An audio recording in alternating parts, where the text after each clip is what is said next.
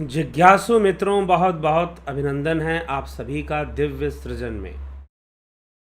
प्रत्येक दिवस की भांति आज भी हम यहाँ पर लाइव चर्चा का यह कार्यक्रम शुरू कर रहे हैं और आज का जो विषय है योग सूत्र पर हमारी चर्चा चल रही है। तो योग सूत्र पे जो हमारी चर्चा चल रही है उसी में इन सिद्धियों की चर्चा भी चल रही है। दूरदृष्टि और गुप्त वस्तुओं का ज्ञान कैसे होता है, महर्षि पतंजलि इस विषय पर भी चर्चा आगे करते हैं। कुछ और सिद्धियों पर भी चर्चा करते हैं, उसको साथ में लेते हुए हम इस सूत्र तक जाएंगे जहां पर आज के विषय की चर्चा की गई है। तो कल हमने सुना कि किस प्रकार से महर्षि पतंजलि ने कहा कि मृत्यु का ज्ञान भी संभव है, मृत्यु का सही सही समय भी पता लगाया जा सकता है अगर योगी धारणा करे, संयम करे प्रारब्ध कर्म में, तो निश्चय ही यह भी किया जा सकता है। अगले सूत्र में महर्षि पतंजलि कहते हैं मैत्र्यादिषु बलानि, मैत्री आदि में संयम करने से मैत्री आदि बल की प्राप्ति होती है, मैत्री बल की प्राप्ति होती है। यह मैत्री बल क्या है? पीछे के पिछले अध्याय में महर्षि पतंजलि ने कहा था कि मैत्री करुणा मुदेति तृष्णो भावाना, अर्थात मैत्री करुणा मुदिता, ये तीन भावनाएं हैं। आपने अगर ध्यान से आप सुन रहे हैं तो आपको पहले भी ये चर्चा हो चुकी है एक बार। हाँ, बल की चर्चा नहीं हुई है, लेकिन मैत्री करुणा मुदिता अर्थात जो लोग सुखी हैं उनके प्रति मैत्री भाव रखना चाहिए, जो लोग दुखी हैं उनके प्रति करुणा भाव रखना चाहिए, तो करुणा बल की प्राप्ति होती है। जो लोग सुखी हैं उनके प्रति मैत्री भाव रखने से मैत्री बल की प्राप्ति होती है। जो दुखी हैं उनके प्रति करुणा, जो पुण्य आत्मा है उनके प्रति हर्ष की भावना, और जो पाप आत्मा है उनके प्रति उपेक्षा की भावना रखने की बात पहले भी योग सूत्र में हो चुकी है। तो इसलिए मैत्री बल, योगी मैत्री बल का विकास करता है अपने भीतर। मैत्री आदि में संयम, मैत्री में संयम कर कर वह मैत्री बल का विकास कर लेता है और शीघ्र ही कोई भी उसका मित्र बन जाता है, ऐसा भी देखा जाता है। इसी तरह से आगे महर्षि पतंजलि कहते हैं बलेषु हस्ति बलादिनी, बल के स्वरूप में संयम करने से योगी को हस्ती आदि बल की प्राप्ति होती है। हस्ती आदि मतलब कि हाथी जैसा बल भी प्राप्त कर सकता है। पक्षी के बल में संयम करके पक्षी का बल प्राप्त कर सकता है, वायु के बल में संयम करके वायु का बल प्राप्त कर सकता है। ठीक, तो बल का विकास होना, हाथी जैसा बल योगी में आ जाए, वायु जैसा बल आ जाए, पक्षी जैसा बल आ जाए, तो बल का संयम करके, चाहे वो हाथी का बल हो, यहाँ पर मुख्य रूप से हाथी का उदाहरण लिया गया है क्योंकि हाथी को बहुत बलशाली माना जाता है शरीर से, तो हाथी का बल योगी के अंदर आ सकता है यदि वो संयम कर ले तो। ठीक, तो ऐसे बल की बात भी आती है। फिर आगे महर्षि पतंजलि कहते हैं कि प्रवृत्त्यालोकन्य सात सूक्ष्म अव्यहित विप्रकृष्ट ज्ञानम, कि ज्योतिषमती प्रवृत्ति कही गई है। संयम द्वारा पदार्थों में जो ज्योतिषमती प्रवृत्ति, ज्योतिषमती साधना के बारे में महर्षि पतंजलि ने बताई है, प्रवृत्ति के बारे में बताई है कि अंतर्घट में निहित ज्योति का ध्यान हो। ऐसे ज्योतिषमती प्रवृत्ति में संयम करने से पदार्थों में उसके प्रकाश का संबंध करने से सूक्ष्म व्यवहित ढके हुए विप्रकृष्ट दूर के पदार्थ का ज्ञान हो जाता है। ठीक है, तो ज्योतिष में गुप्त जो अंतर ज्योति है, अगर योगी उसमें संयम कर ले तो क्या होगा? ऐसे पदार्थ जिसे प्रकृति ने ढक के रखा हुआ है, जैसे कि कहीं पर हीरों का खान हो, जैसे कि कहीं पर तेल का खान हो। तो योगी यह जान लेते हैं कि भाई यहां पर ऐसी चीज यहां पर आपको मिल जाएगी, यहां पर ऐसी वस्तु आपको मिल जाएगी। और दूरदृष्टि, जो देखा नहीं जा सकता, इन नेत्रों से नहीं पहुंचा जा सकता, योगी वैसा दर्शन भी कर पाता है। स्थूल दर्शन की बात हो रही है, कोई सूक्ष्म जगत की बात नहीं हो रही है। लेकिन जैसे कि आप यहाँ इंडिया में बैठे हैं, अमेरिका की चीज़ों को देख लें, इंग्लैंड की चीज़ों को देख लें, अफ्रीका की चीज़ों को देख लें, तो ऐसे दर्शन की, दूर दृष्टि की बात कर रहे हैं। और साथ ही साथ गुप्त दृष्टि, जो देखा नहीं जा सकता वो भी देख लिया जाए। आपको एक बात बताएं, एक छोटी सी घटना मुझे इस विषय में मैंने पढ़ी है,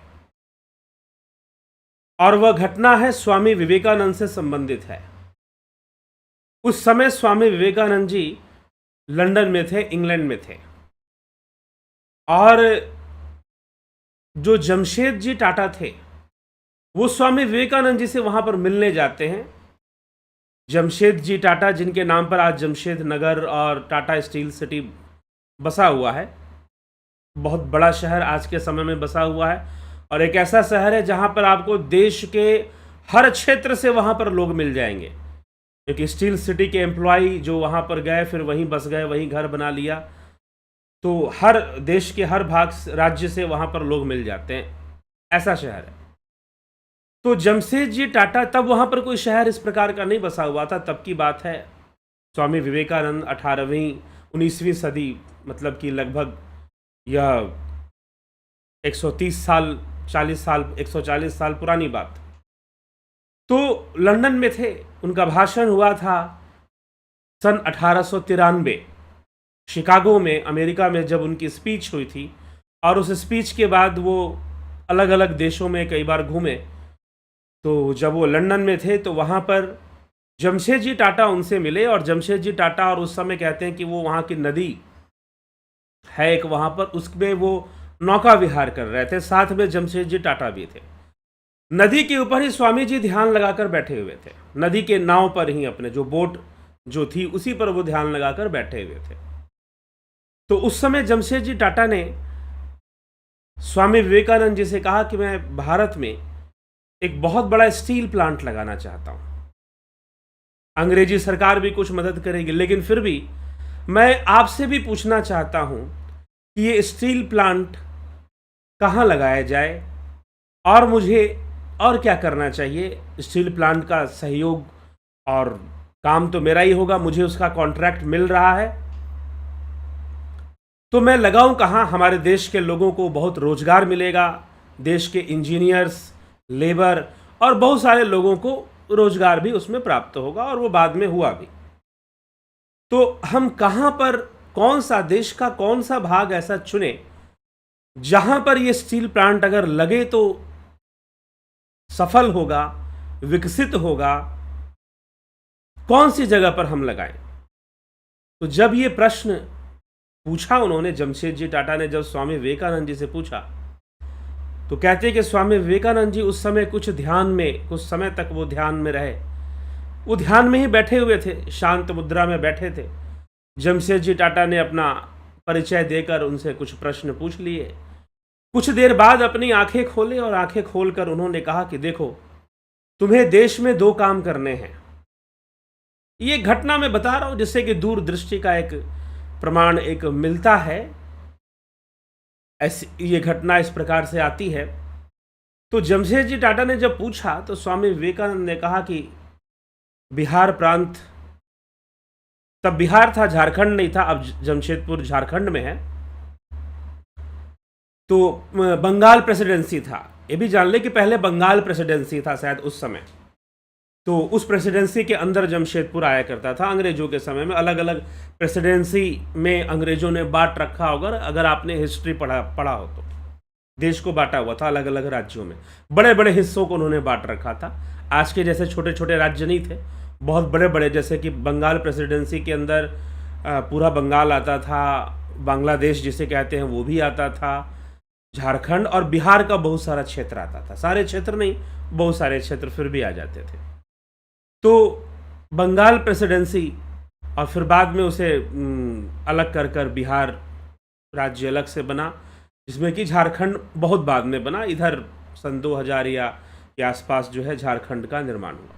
तो जमशेदजी टाटा को स्वामी विवेकानंद जी ने कहा कि स्वर्ण रेखा नदी के किनारे छोटा नागपुर क्षेत्र में, उस क्षेत्र में आप वहाँ पर जो क्षेत्र है, आदिवासी क्षेत्र है, उस जगह पर आप जाइए और वहाँ पर आदिवासियों पर बहुत अत्याचार हुआ है।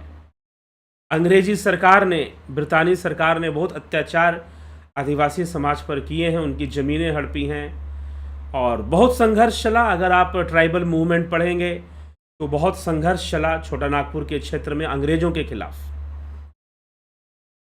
तो आप वहां पर ये काम करिए और वहां पर आपको लेबर मिलेगा, मजदूर मिलेंगे, आपको पानी है, नदी है, वहां पर स्वर्ण रेखा नदी है और वहां पर आप काम करिए। और वहां पर साथ में जो वर्ल्ड का जो बेस्ट आयरन है वो वहां जमीन में है,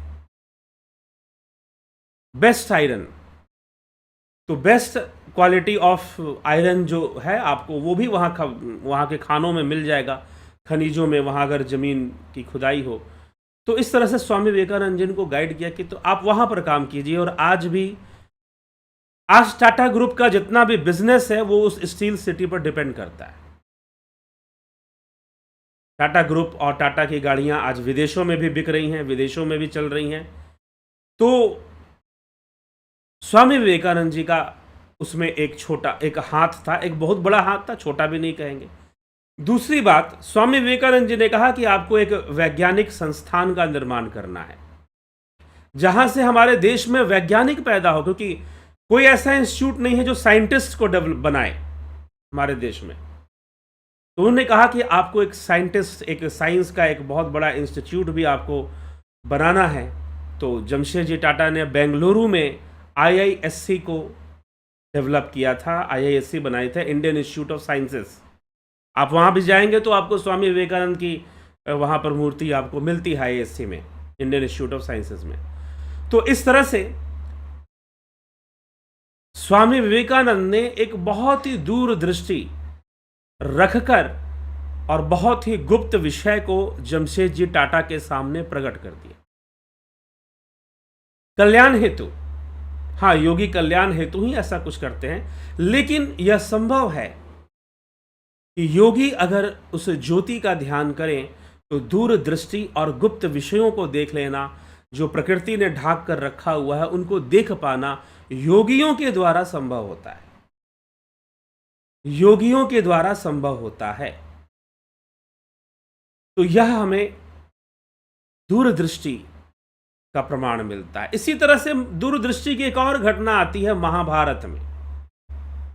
महाभारत में जो श्रीमद् भगवद गीता आप पढ़ते हैं, महाभारत ग्रंथ का ही एक अंग है श्रीमद् भगवद गीता, भीष्म पर्व से लिया गया है। तो श्रीमद् भगवद गीता वास्तव में क्या है? संजय ने धृतराष्ट्र को जो सुनाया, इसीलिए श्रीमद् भगवद गीता का जो प्रथम श्लोक है वो धृतराष्ट्र उवाच है, धर्म क्षेत्रे कुरुक्षेत्रे समवेता युवत्स्व मामका पांडवा शैव किम कुर्वत संजय। हे संजय, बताओ कि धर्म भूमि कुरुक्षेत्र में मेरे और पांडवों के पुत्रों ने क्या क्या किया, उनका युद्ध कैसा चल रहा है, युद्ध प्रारंभ हुआ कि नहीं हुआ, मेरा पुत्र दुर्योधन क्या कर रहा है और पांडु पुत्र अर्जुन भीम क्या कर रहे हैं। बहुत सारे प्रश्न धृतराष्ट्र संजय से पूछते हैं और संजय उनका उत्तर देते हैं। भगवान कृष्ण और अर्जुन के बीच जो संवाद चल रहा है वह भी संजय धृतराष्ट्र को सुना रहे हैं।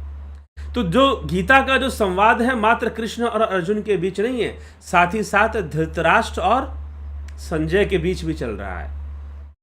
वो सारे उपदेश जो कृष्ण अर्जुन को दे रहे हैं वो सारे उपदेश संजय भी धृतराष्ट्र को दे रहे हैं। संजय भी सारी बात धृतराष्ट्र को बता रहे हैं।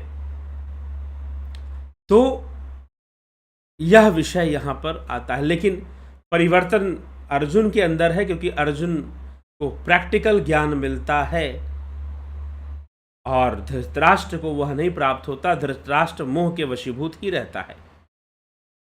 तो श्रीमद् भगवद गीता में संजय के पास क्या है? संजय के पास दूरदर्शन की दृष्टि है, दूरदृष्टि है, दूर की चीजें वो देख सकता है। उसके पास दूरदृष्टि है, दूर की चीजें वह देख सकता है। संजय परम कृष्ण भक्त है और योगी प्रवृत्ति का भी है।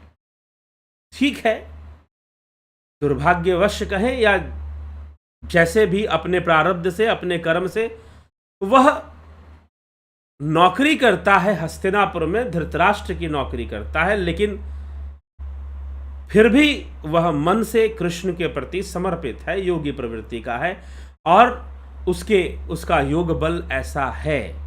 अब उसे आप भगवान कृष्ण की कृपा कहिए या उसकी अपनी साधना कहिए, वो एक अलग टॉपिक पर हम चले जाएंगे। फिर उसके पास दूरदृष्टि है और वो योग बल ही है, जिससे कि वो देख सकता है, दूर की चीजें देख सकता है। और संजय दूर की चीजें देख रहा है, महाभारत का पूरा दृश्य देख रहा है और धृतराष्ट्र को पूरी घटना की सूचना उसे दे रहा है।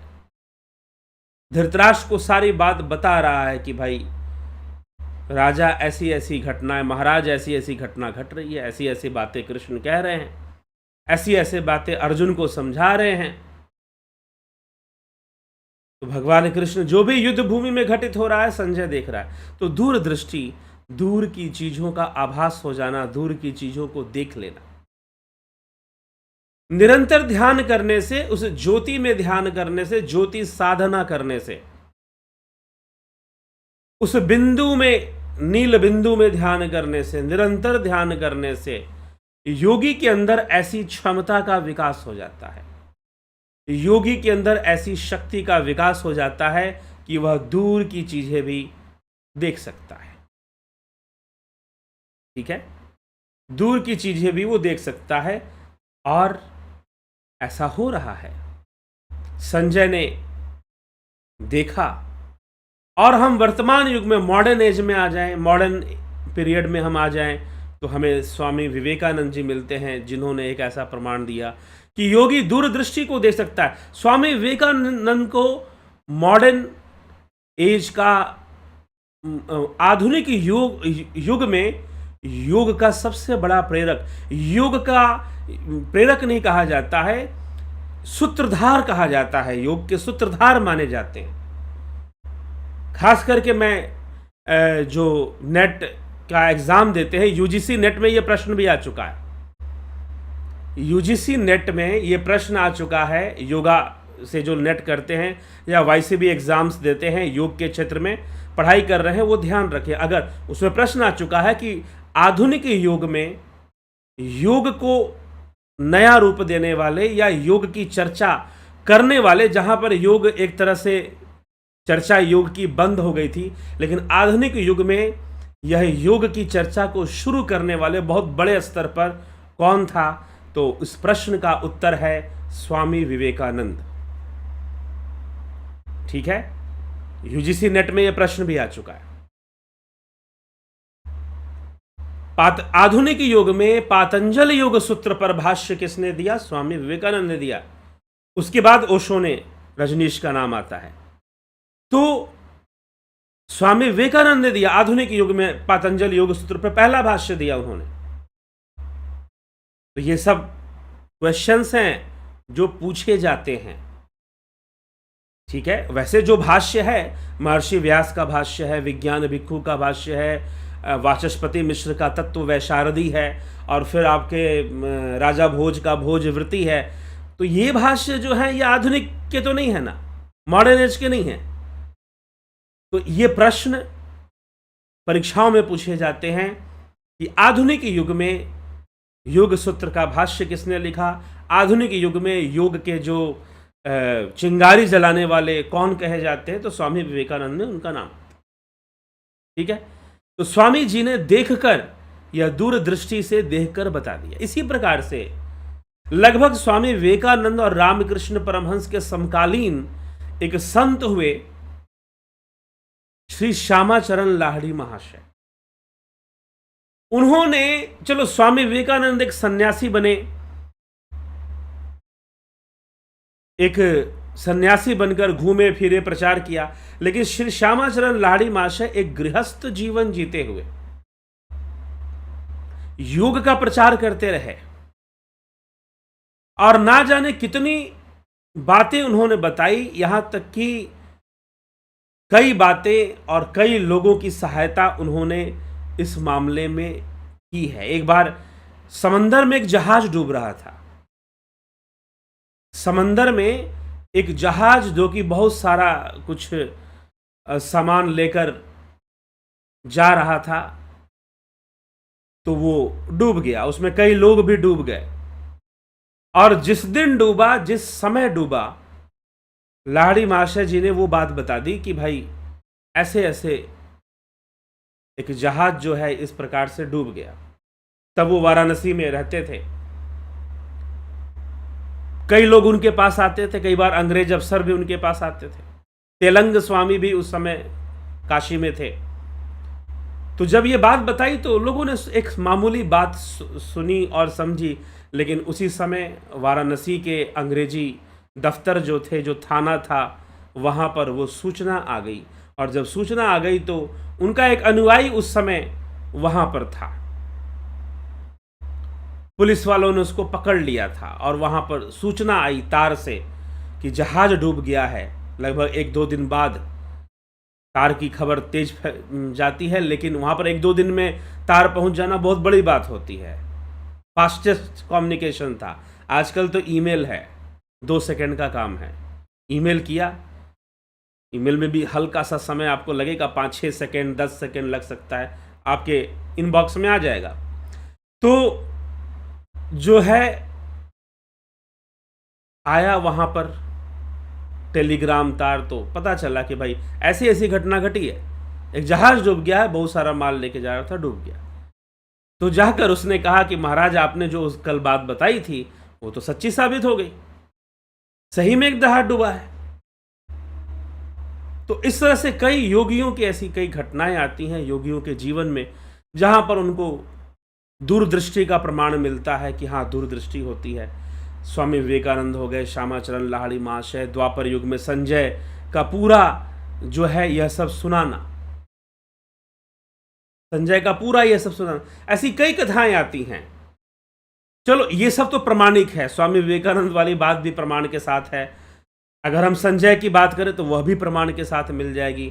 आप पुराण पुरुष श्री श्यामाचरण लाहिड़ी महाशय, उनके बारे में प्रमाण के रूप में हमें मिल जाती। और भी कई कथाएं और इस विषय में संतों के बारे में बताई जाती है कि संत रामदास जी एक बार कथा कर रहे थे तो हनुमान जी वेश बदलकर वहां पर पहुंच गए।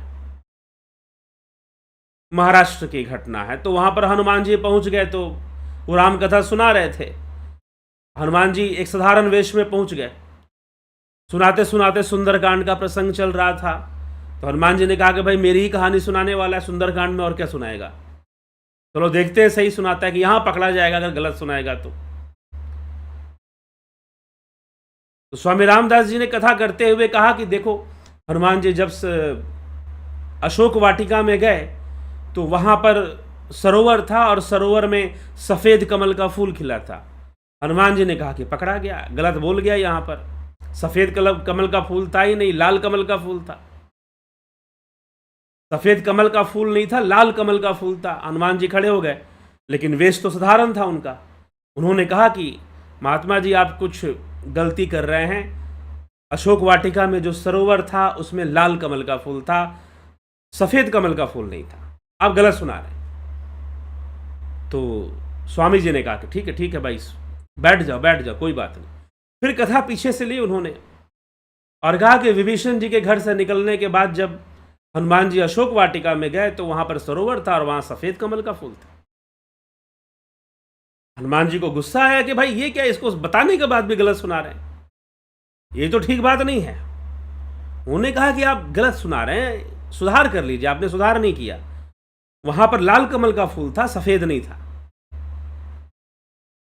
तो संत रामदास जी ने कहा कि भाई ये क्या बात हुई, आप क्यों बीच में डिस्टर्ब कर रहे हैं?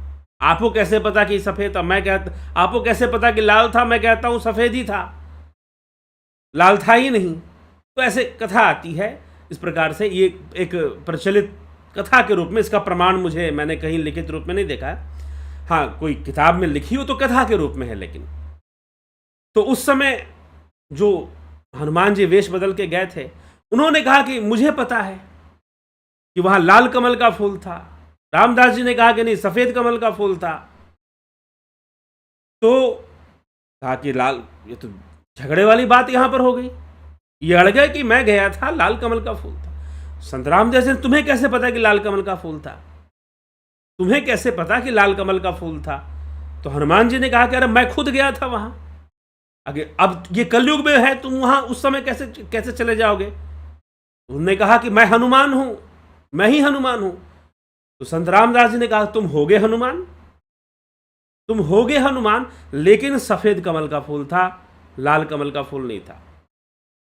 तो कथा आती है कि हनुमान जी ने कहा कि ठीक है, अगर ऐसी जिद तुम पकड़ के बैठे हो, गलत गलत कथाएं सुनाए जा रहे हो, ऐसी जिद पकड़ के बैठे हो, तो चलो चलो वैकुंठ, सीधा भगवान से पूछते हैं। अब दोनों जो है सूक्ष्म शरीर से वैकुंठ पहुंचे। भगवान से बात की। तो विष्णु जी ने कहा कि देखो हनुमान, ऐसा है कि वहां पर सफेद कमल का ही फूल था, और ये सही सुना रहे हैं। तो हनुमान जी ने कहा, अरे मैं खुद गया था, मैंने अपने आंखों से देखा कि लाल कमल का फूल था। विष्णु जी ने कहा कि नहीं, तुम क्रोध में बहुत थे उस समय। सीता जी की स्थिति को देखकर उनको बहुत सारी राक्षसियां परेशान कर रही थी, और रावण जो है इस तरह से डरा धमका। तुम क्रोध में थे और तुम्हारी आंखें लाल थी, इसलिए तुमको लाल दिख रहा था, लेकिन सफेद कमल का फूल था। तो ठीक है, एक कथा है, लेकिन भगवान विष्णु कहते हैं कि इन्होंने अपने योग दृष्टि से देखा है, योग दृष्टि से देखा है। तो ये सब एक प्रवचन में ही, कथाओं में ही सुनी हुई बात है, मैंने भी सुनी ही है। ठीक है, ये उतना प्रमाणिक नहीं है, लेकिन यहां पर योग दृष्टि के भगवान कहते हैं कि इन्होंने अपने योग दृष्टि से देखा है, तो वो सही देखा है ये चीज। लेकिन लाहिड़ी महाशय का एक अंग्रेजों का जहाज डूबना और उसका खबर आना, स्वामी विवेकानंद का ये बताना कि स्वर्ण रेखा नदी के तट पर जाकर आप अपना स्टील प्लांट लगाइए, वहां की जमीन में बहुत लोहा है, वहां नदी है तो पानी भी आपको मिलेगा, और साथ ही साथ वहां पर आपको मजदूर भी बहुत मिलेंगे। जमशेदजी टाटा को भारत के बारे में ज्यादा पता नहीं था, पारसी थे वो। पारस मतलब ईरान, जिसका इस्लामीकरण होने के बाद बहुत सारे जो पारसी थे, या तो उन्होंने इस्लाम अपनाया, या फिर जो है वो इधर उधर के देशों में चले गए, और ज्यादातर भारत आ गए, क्योंकि यहां से उनकी संस्कृति मिलती जुलती थी, तो यहां पर आना उन्होंने ज्यादा अच्छा समझा। तो ये इसके पीछे तो साक्षात प्रमाण है कि स्वामी विवेकानंद जी ने अपनी दूरदृष्टि, और IISc Bengaluru, Indian institute of sciences Bengaluru, आज भी देश का एक बहुत बड़ा और एक सफल संस्थान है। मतलब वह जो मिशन था आईआईएससी का, वो सफल हुआ, बहुत सारे साइंटिस्ट, डॉक्टर्स वहां से निकलते हैं। तो इस प्रकार से स्वामी विवेकानंद जी की दूरदृष्टि का हमें प्रमाण साफ साफ सामने में देखने को, एक योगी की दूरदृष्टि कैसे काम कर सकती है, ये साफ साफ हमें देखने के लिए प्राप्त हो रही है। तो ऐसी कई घटनाएं हैं योगियों के जीवन में। एक घटना मैं आपको बता रहा हूं ऑटोबायोग्राफी ऑफ योगी से। वैसे चलिए, उसमें बहुत सारी बातें हैं, लेकिन संतों की कई बातें हैं। चारपाई के नीचे युक्तेश्वर गिरी ने 2 गोभी के फूल रखे हुए थे। युगदा ने कहा, परमहंस ने कहा कि ठीक है, हम वो गोभी के फूल जो है हम बनाकर खा लेते हैं, उसको सब्जी उसकी बनाकर खा लेंगे। ठीक है, उनको देख के लालच आ रहा था कि गोभी खाए बहुत दिन हो गए हैं। जन्म उनका गोरखपुर में हुआ था, लेकिन फिर वो बाद में बंगाल में उनका रहना हुआ और बंगाल से फिर वो रांची आ गए और रांची में उनका आश्रम आज भी है, योगोदा सत्संग सोसाइटी के नाम से विश्व प्रसिद्ध है। तो जो है वहां पर गोभी के फूल रखे हुए थे। युक्तेश्वर गिरी ने कहा कि तेरी किस्मत में तू नहीं खा पाएगा। क्यों नहीं खा पाएगा? क्योंकि उसको खाने वाला कोई और है। उन्होंने कहा कि कोई तो दिख नहीं रहा यहां पर, हमारे यहां कौन खाएगा भाई? अगर बनेगा तो हम ही लोग तो खाएंगे, और कौन खाएगा? आके नहीं, संभव नहीं है। तो कुछ देर बीता, दोनों चुप हो गए, बात चली गई और उन्होंने कहा कि जाकर देख गोभी का फूल वहां पर है कि नहीं। चारपाई के नीचे कहीं पर रखा था, तो वहां पर जाकर देखा तो गोभी के फूल वहां पर नहीं थे, गायब थे, वहां से गायब थे। तो उन्होंने कहा कि जरा बाउंड्री के उस पार जाकर देख, बाउंड्री से जरा चढ़कर देखो तो जरा गोभी का फूल तुम्हें नजर आ रहा है कहीं से? तो उन्होंने देखा कि हाँ गुरुजी, एक आदमी है और वो जो है गोभी का फूल लेके जा रहा है। वो हमारा ही है क्या? कि हाँ वो हमारा ही है। तो बोला कि आप लेके जा रहा है, मतलब कौन है वो, कैसे आपने दिया उसको? अरे बोला कि मैंने दिया नहीं, चोर है वो, चोरी करने आया था, चुरा के ले गया। तो योगदा ने कहा कि आपको पहले से पता था तो आपको बताना चाहिए था, मैं उसको सुरक्षित रखता। आके मुझे यह भी पता था कि उसी को खाना है। चल ठीक है, आगे से ध्यान रखना चोरी ना हो, लेकिन खाना उसी को था। तो ऐसी छोटी मोटी अनेकों घटनाएं योगियों के जीवन में हम देख सकते हैं, जो कि मिल सकता है। और योगी ऐसा करते थे, देख सकते थे कई ऐसी बातें, और कई बातें भविष्यवाणियाँ श्री अरविंदो को हम सुनेंगे समझेंगे तो उनमें भी, उनके जीवन में भी कई ऐसी बातें मिलती हैं जहाँ पर इस तरह की चीज़ें देखने को मिलती हैं। तो योग से दूरदृष्टि का प्राप्त होना, दूरदृष्टि, और साथ ही साथ गुप्त चीज़ों को देख लेना जो कोई नहीं देख सकता, प्रकृति ने उसे गुप्त करके रखा हुआ है, ये देख लेना। हाँ, यह नहीं है कि योगी अनायास ही घूमते फिरते हैं, चलो भाई ये बता देते हैं।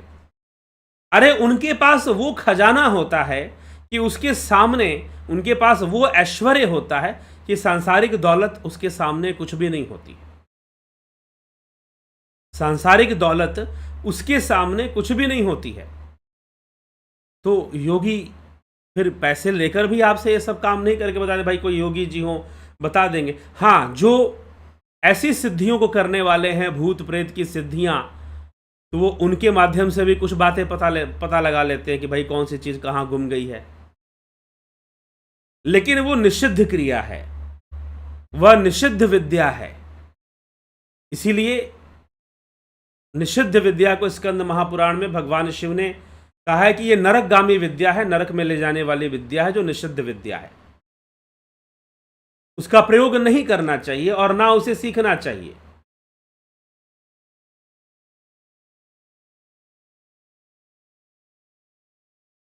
ठीक, तो ये हमें इसको समझकर चलना चाहिए कि दूरदृष्टि प्राप्त हो जाती है अगर व्यक्ति अपने अंतर में ज्योति का ध्यान करे। अपने ही अंतर में यदि ज्योति का ध्यान करे तो हमें जो है ऐसी शक्तियां भी हमारे अंदर विकसित हो जाती हैं।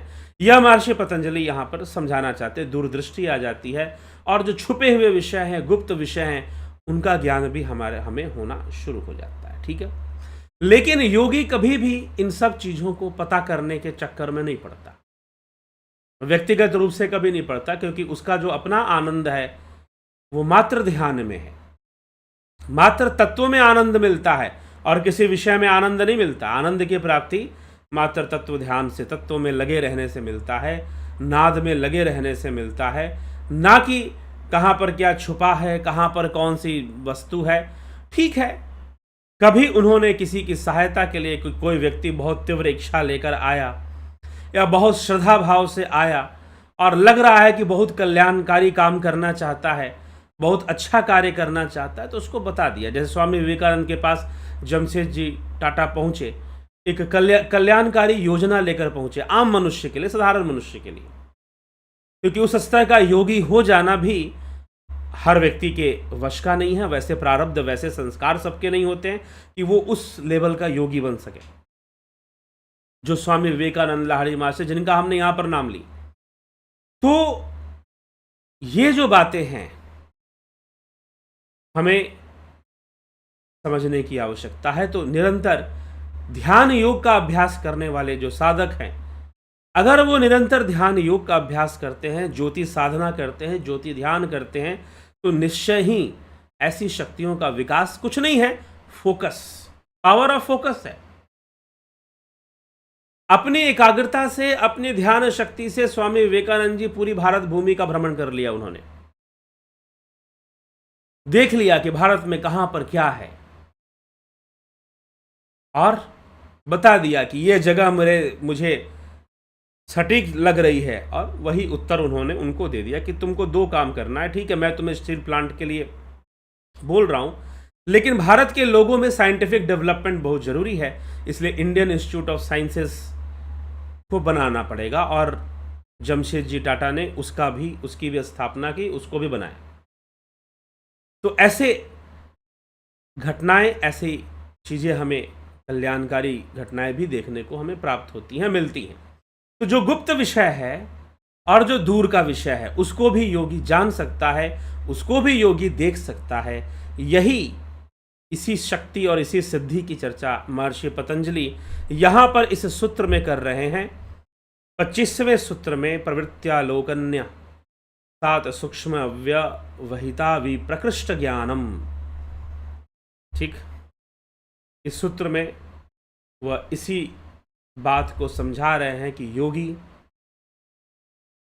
प्रवृत्त्यालोकन्य 7 सूक्ष्म व्यवहित विप्रकृष्ट ज्ञानम, विप्रकृष्ट ज्ञानम, कि महाज्योति में संयम करने से, महाज्योति में संयम करने से, जो कि पहले इस अध्याय में भी 36वें सूत्र में महर्षि पतंजलि अंतर्ज्योति या ज्योतिष्मति ध्यान के बारे में उन्होंने बताया है।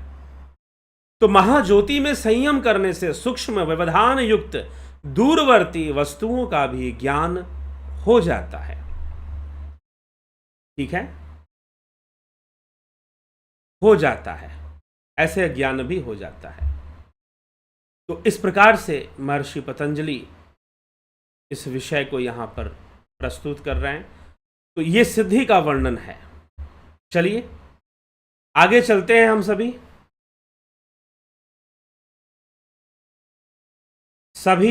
छठ व्रतियों को बहुत बहुत शुभकामनाएं। आज छठ पर्व का आखिरी दिन है, चौथा दिन है, जिसमें कि उदयाचल अर्थात उदित होते हुए सूर्य को अर्घ्य अर्पित किया जाता है, भोग अर्पित किया जाता है।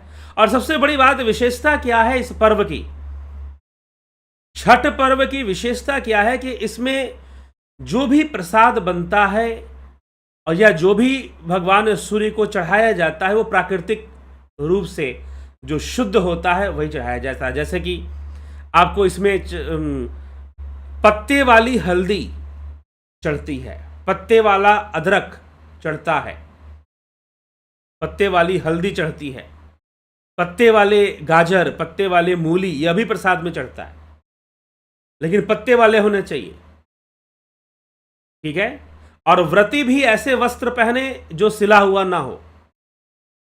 जिसने व्रत किया है, जो पूजा कर रहा है, अर्घ्य दे रहा है, अर्घ्य देते समय सिला हुआ वस्त्र नहीं पहनना होता। तो ये सारे इसमें प्राकृतिक, और जो भी इसमें एक और इसकी विशेषता है कि इसमें जो भी प्रसाद तैयार होता है वो प्राकृतिक होता है। जो पकवान बनते हैं वो दुकान के नहीं हो सकते, इसलिए छठ पूजा में मिठाई वालों का बहुत नुकसान होता है, क्योंकि कोई भी मिठाई आप प्रसाद में नहीं रख सकते जो दुकान में बनकर आई है। आपको अपने घर में बनाना है और पूरी शुद्धता से बनाना है।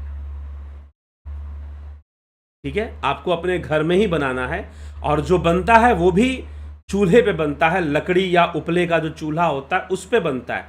ये जो गैस है, एलपीजी गैस के चूल्हे पे नहीं बनाया जाता प्रसाद। बना लेते होंगे लोग, लेकिन उसे शुद्ध नहीं माना जाता।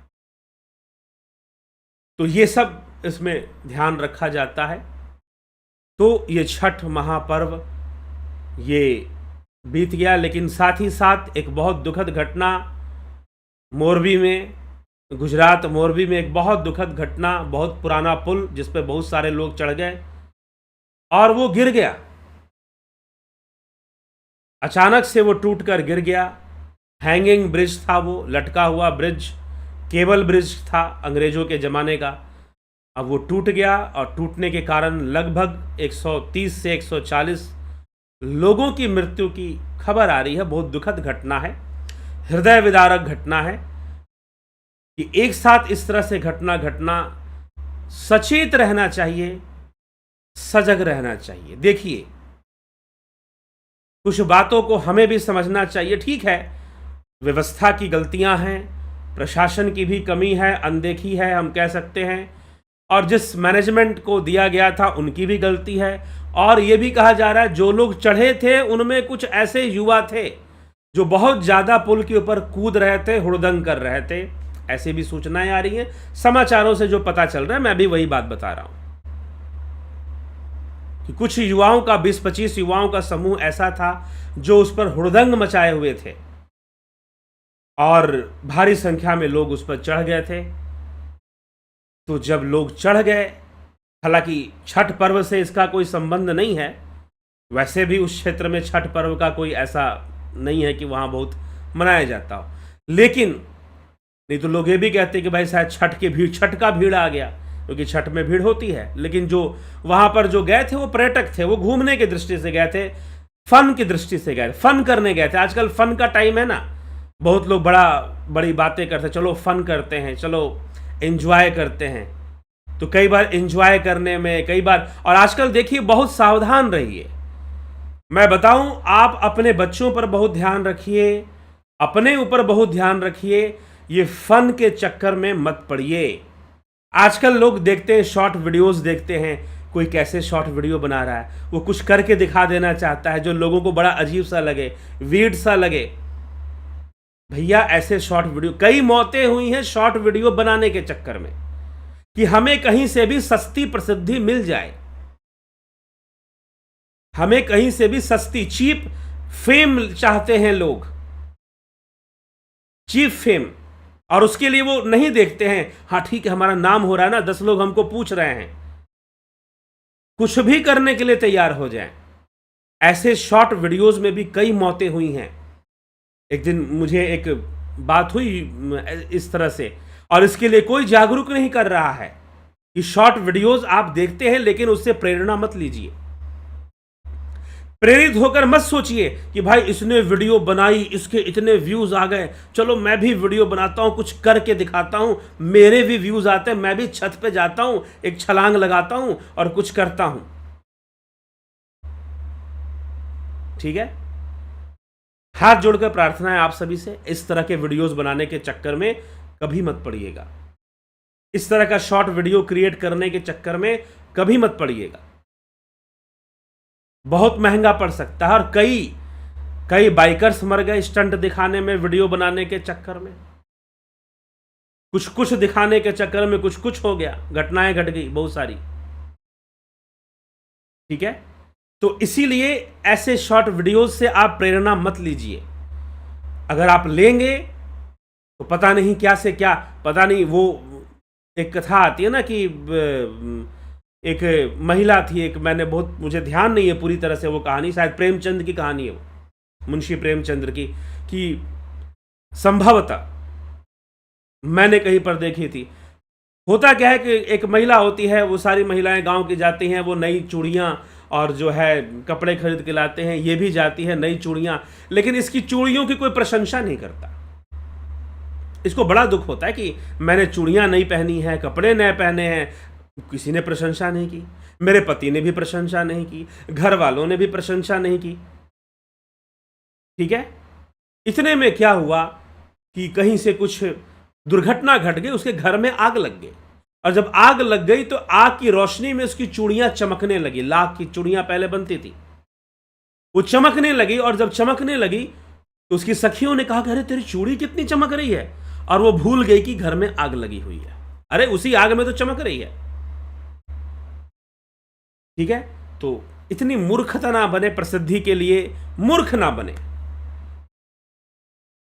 ठीक है, सही रास्ते से प्रसिद्धि मिले, सही काम के लिए मिले तो अच्छी बात है, नहीं तो कोई बहुत बड़ी चीज नहीं, एक वासना है। इसी को आदि गुरु शंकराचार्य ने लोक वासना बोला है।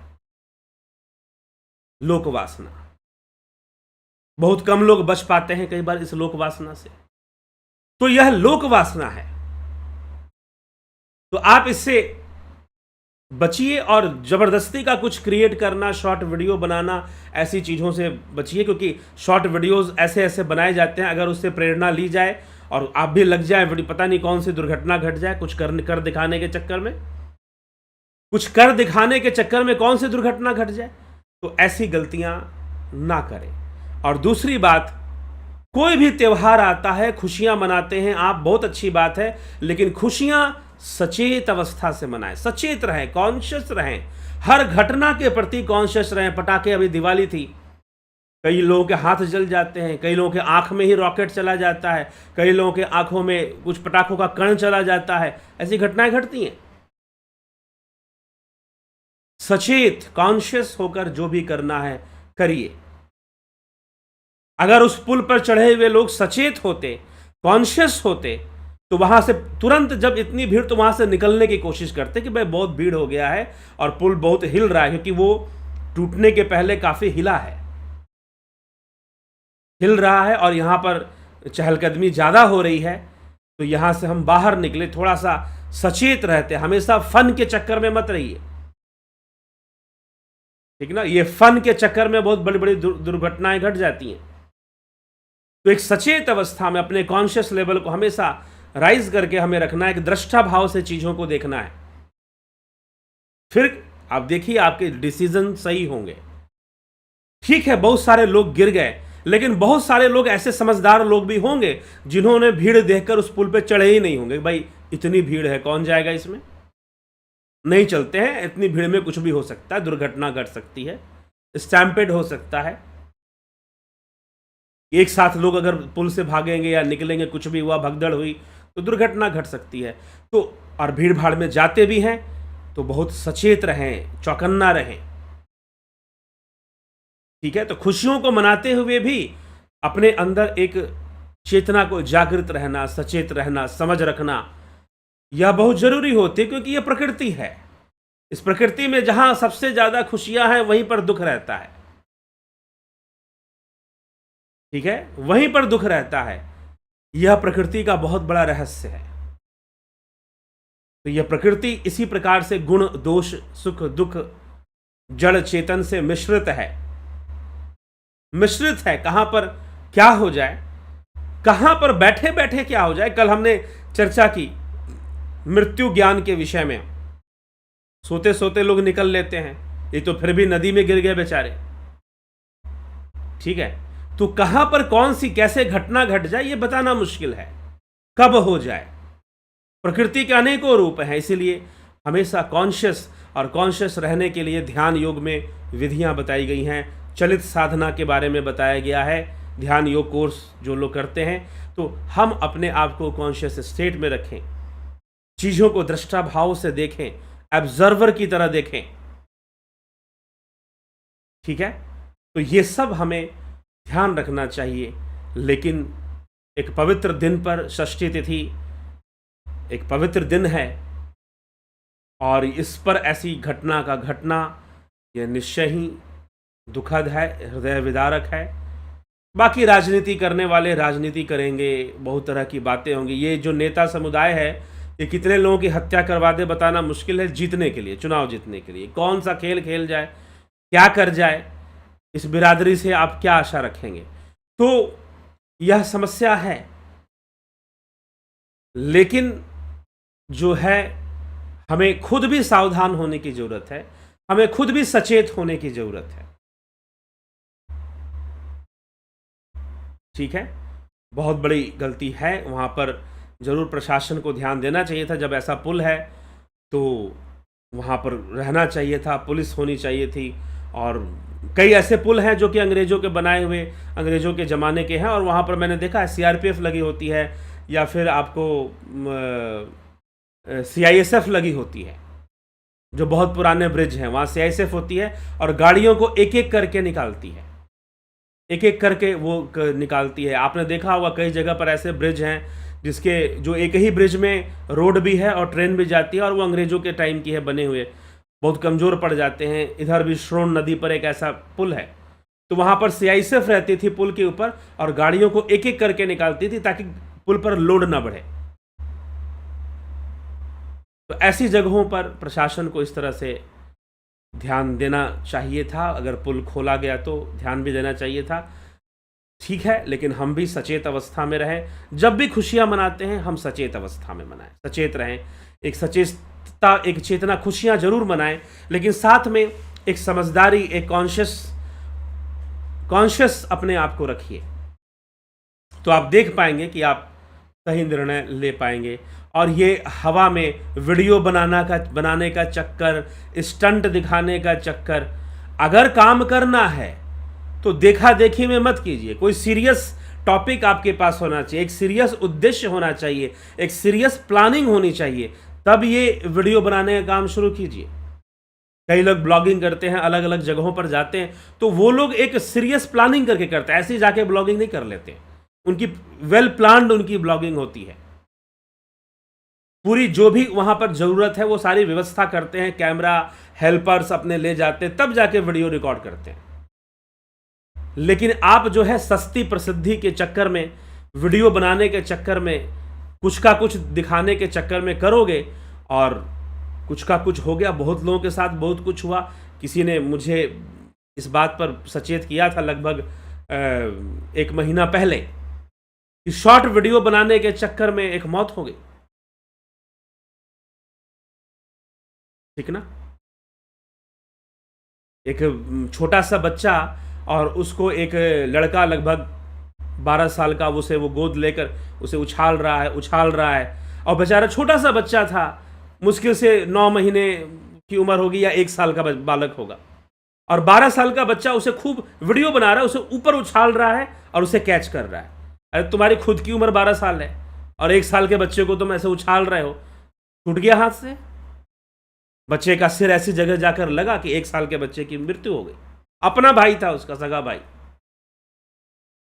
ऐसी भी घटनाएं घट जाती हैं। वीडियो बनाना है तो ये बड़ा खतरनाक काम हो जाता है। तो इन सब चीज़ों के प्रति बड़ा ही सचेत रहने की आवश्यकता है। देखा देखी में, ज़बरदस्ती की प्रसिद्धि लेने के चक्कर में इस तरह के कार्य करना उचित नहीं होता है। बच के रहना है और भीड़ भाड़ से, अपने भीड़ भाड़ में अगर जाते भी हैं तो चारों तरफ से उस भीड़ भाड़ का माहौल देख लें कि भैया यहाँ कितनी भीड़ है, कैसा माहौल है, तो देख लें एक बार, दृष्टा भाव से पूरा दृश्य देख लें कि क्या चीज़ है यहाँ पर, और फिर जाकर उस वहाँ पर सम्मिलित हों। अगर लगता है कि बहुत यहाँ पर माहौल बिगड़ सकता है तो वहाँ से थोड़ी दूरी बनाकर रहें। अगर वहाँ पर जा भी रहे थोड़ा दूरी रखें, ठीक है, क्योंकि हर आदमी को आप समझा तो नहीं सकते हैं। आप कितने समझदार बन सकते हैं ये आपके ऊपर निर्भर करता है। तो ये एक सचेत अवस्था भी हमें अपने प्रयोग में लाना चाहिए और सचेत होकर हमें चीज़ों को देखना चाहिए। अगर हम फोकस, यही तो फोकस है, पूरा जो योग सिद्धियां हैं किस पर डिपेंड करती हैं? आपके फोकस पर, आपके प्रेजेंस ऑफ माइंड पर, और कुछ भी नहीं है योग सिद्धि। यहां जितनी भी सिद्धियों की बातें चल रही है कि मृत्यु का ज्ञान हो जाएगा, गुप्त वस्तुओं को देख लोगे, दूर की चीजों को देख लोगे, क्या है? मिरेकल ऑफ फोकस है, ठीक ना। ये आपके फोकस का चमत्कार है और कुछ भी नहीं है ये। इसलिए कहते हैं कि अगर सूर्य की किरणें आती हैं, अगर आप उसे फोकस कर दो एक बिंदु पर, आप एक मैग्नीफाइंग ग्लास लगा दो, वो एक पॉइंट पर जब फोकस होगी तो वहां वो अगर कागज हो, सूखी घास हो तो आग लग जाएगी। वहां इतनी ताकत आ गई जब वो इकट्ठी हो गई। तो वैसे ही आप अपने फोकस का इस्तेमाल कीजिए। वो उस लेवल पर कॉन्शियस हो जाना। स्वामी विवेकानंद जी उस लेवल पर फोकस हो गए, कॉन्शियस हो गए कि भाई हाँ, कहाँ पर स्टील प्लांट लगना चाहिए, कौन सा जगह देश में सबसे अच्छा है स्टील प्लांट लगाने के लिए। ठीक है। तो ये सारी बातें हमें समझने की, ये कुछ नहीं है, ये मिरेकल ऑफ फोकस है। आपका फोकस कितना बेहतर है, आप कितने कॉन्शियस हैं, आप कितने फोकस्ड हैं। तो और ध्यान योग कुछ नहीं करता है, आपके फोकस को एक्स्ट्रा ऑर्डिनरी लेवल पे ले जाता है, आपको परम शांति और आनंद की अनुभूति कराता है। एक स्टिलनेस, एक शांति, एक स्थिरता का अनुभव आप ध्यान योग से करते हैं। और जितनी साधना करते हैं, जितना अभ्यास करेंगे, व्यवधान बीच में आते हैं, लेकिन फिर वो धीरे धीरे बढ़ते जाएगा, बढ़ते जाएगा। और जितना बढ़ेगा आपका कॉन्शियस लेवल बढ़ता जाएगा, आपका फोकस बढ़ता जाएगा। ठीक है, बहुत सारी चीज़ें होनी शुरू हो जाएंगी। तो अभ्यास करते रहने की आवश्यकता है। और जो अभ्यास नहीं करते, जिन्होंने ध्यान योग का कोर्स ही नहीं किया, उनको आवश्यकता है कि ध्यान योग का कोर्स करें। और नहीं तो अभ्यास बाकी लोगों के लिए ज़रूरी है, जिन्होंने ध्यान योग का कोर्स कर लिया है, अभ्यासरत रहें। और उस अभ्यास की जो वृत्ति है, उसकी जो एक वृत्ति है, वो आप बाहर भी बनाए रखिए। ये नहीं कि जितनी देर ध्यान में बैठे उसके बाद भी चलित साधना में रहिए, फोकस माइंड में रहिए, सचेत अवस्था में रहिए। ठीक है, कर्मों से जो चीजें आनी हैं वो आती हैं, लेकिन योग के अंदर वो बल है कि वो कर्मों को भी नष्ट कर सकता है। यही भगवान कृष्ण श्रीमद् भगवद गीता में कहा है, यथे धांसी समिधोर अग्नि भस्मसात कुरुते अर्जुन, ज्ञान अग्नि सर्व कर्माणि भस्मसात कुरुते तथा। कि जिस प्रकार से समिधा जलती है हवन कुंड में, वैसे ही ज्ञान अग्नि में कर्मों का नाश हो जाता है। तो सचेत अवस्था रहे। और ये दुखद घटना घटी है, उतावलेपन होने की आवश्यकता नहीं है। उसमें यूथ ज़्यादा थे, युवा ज़्यादा थे, 16-17 साल से लेकर 20-25-30 साल तक के लोग ज़्यादा संख्या में थे, कुछ महिलाएं और छोटे बच्चे भी थे।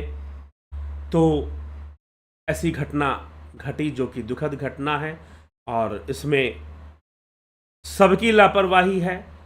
कुछ लापरवाही उन लोगों की भी है जो उस पुल पर चढ़े थे, ठीक ना, जो उस पुल पर चढ़े थे उनकी भी लापरवाही कुछ है। तो इतनी भीड़ में जब चढ़े हैं तो खुद को भी अंदाज़ा होना चाहिए कि ये पुल, आप जब उस शहर के हैं, जानते हैं उस पुल के बारे में कि भाई कितना पुराना पुल है। और वैसे भी आप लक्ष्मण झूला चले जाइए, ऋषिकेश बना हुआ है, काफ़ी प्रोटेक्शन उसको दिया हुआ, लेकिन एक साथ अगर 1000 लोग, 500 लोग, 700 लोग घुस जाएंगे तो क्या होगा फिर। ठीक है, तो इस तरह के कई ब्रिजेस हैं, वहाँ पर ध्यान रखिए। इस तरह से उसमें भीड़ लगाने के चक्कर में खुद भी हमें नहीं पड़ना चाहिए। और चढ़ गए तो ठीक है, शांति से रहिए। अब वहाँ पर जाके हुड़दंग कर रहे हैं, कूद रहे हैं, पुल को खूब हिला रहे हैं, डुला रहे हैं, तो घटना इस तरह से लापरवाही से घट जाती है। हो सकता है कुछ लोग वीडियो ही बनाने गए होंगे, मुझे पता है, पुल है, खुला है, नया है, चलो मोबाइल लेके चलते हैं, कैमरा से वीडियो बनाते हैं, देखते हैं क्या हो रहा है। ठीक ना, वीडियो बनाते हैं, चलो चले गए होंगे। जो लड़के कूद फान रहे थे उसके ऊपर, वो इसीलिए गए होंगे कि वीडियो बनाएंगे, वहीं पुल पे जाकर कुछ स्टंट करेंगे। तो यही वीडियो बनाने वाला जो चक्कर है ना, ये बड़ा खतरनाक हो चुका है आज के समय में। तो इसलिए थोड़ा सा ठीक है, वीडियो बनाइए, जहाँ ज़रूरत है वहाँ पर बनाना, लेकिन इस बहुत बड़े बड़े रिस्क लेके बनाना, और जहाँ पर आपको किसी की सहायता करनी है आप उसकी वीडियो बनाए जा रहे हो, तो इस तरह के बहुत सारे काम होने शुरू हो जाते हैं। ठीक है, बनाना चाहिए, प्रूफ्स के लिए भी काम आती हैं, प्रूफ्स में भी काम आती है, लेकिन उसमें अपना जो कर्तव्य है, अपनी जो चेतना है, अपना जो फोकस है, उसे लॉस्ट मत कीजिए, उसे खोइए मत, अपना फोकस बना के रखिए। तो बहुत ज़्यादा सावधान होने की ज़रूरत है आजकल। ये वीडियो बनाने के चक्कर में पागल मत होइए, ठीक है। तो इसीलिए सबसे यह आग्रह है, ज़रूर ध्यान दें, अपने बच्चों पर भी ध्यान दें। ठीक है, चलिए आगे बढ़ते हैं। और आपके कमेंट्स, जगत नारायण जी, शिखर शर्मा जी, नवज्योति नाथ जी, सविता नायक जी, बहुत अभिनंदन है। विक्रम सिंह जी, अवधेश कुमार, AK त्यागी, अमन कक्कर, राजू पाल जी, सभी का बहुत बहुत अभिनंदन है इस कार्यक्रम में। ठीक है।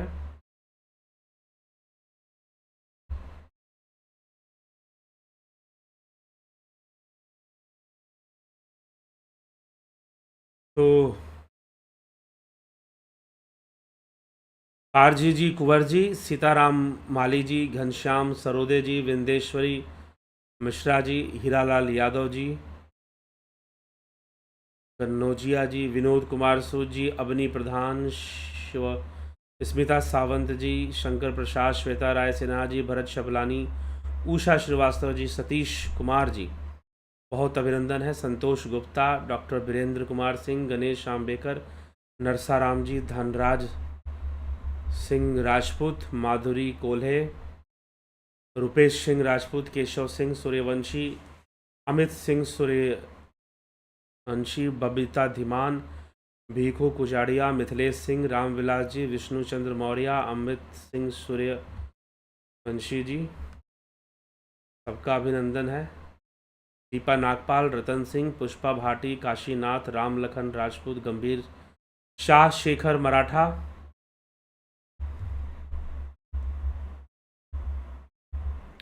पंकज सोनी, बंशीलाल जी, राकेश मराठे जी, रचना कुमारी, स्मिता सावंत। ईरान और इराक के बीच में पर्शियन आखात था, 25-30 साल पहले ईरान ने कब्जा कर लिया जी। हाँ, लेकिन वहाँ पर इस्लामीकरण जो है वो बहुत उससे भी पहले हुआ। तो नरेश मेहरा जी, सोमनाथ शिंदे, सृजनी महंता, बलवंत सिंह गोहिल, एम के पेडी, राकेश गुप्ता, ज्योति दत्ता, जलाराम रायका, शेखर मराठा, सब सच नहीं होता। तो जी क्या भाई, हाँ पुल के विषय में कह रहे, ठीक है। हाँ, समाचार वाले दिखाते हैं, वो भी अपने हिसाब से दिखाते हैं, बहुत सारी सच्चाई को नहीं भी दिखाते। पुल पे युवा कूद रहे थे, हाँ ठीक है। राम प्रकाश, नहीं वीडियोस भी आई हैं कि युवक जो है पुल को झूले की तरह झुला रहे थे, कुछ इस तरह से भी। गणेश पवार, रमेश मानव, अशोक माली जी, दयानंद जी, सृजनी महंता, अनिमा गुप्ता, मुझे ध्यान योग सीखना है। ठीक है अनिमा जी, आप संपर्क कर लीजिए व्हाट्सएप नंबर पे 9661802459, इस नंबर पर आप संपर्क। विवेक जायसवाल जी, अभिनंदन है आपका। 9661802459, इस नंबर पर आप व्हाट्सएप मैसेज कीजिए, कॉल नहीं करेंगे, व्हाट्सएप मैसेज करके आप ध्यान योग आपको सीखना है, आप ऐसी एक क्यूरी डाल दीजिए, आपको उस पर रिप्लाई मिल जाएगा, डिटेल भी बाद में मिल जाएगा, ठीक है। और जो भी जानकारी होगी, ध्यान योग होने वाला है, कोर्स नहीं होने वाला, जो भी जानकारी इससे संबंधित होगी आपको दे दी जाएगी, ठीक है। तो इसी के साथ विराम देते हैं, कल फिर मिलते हैं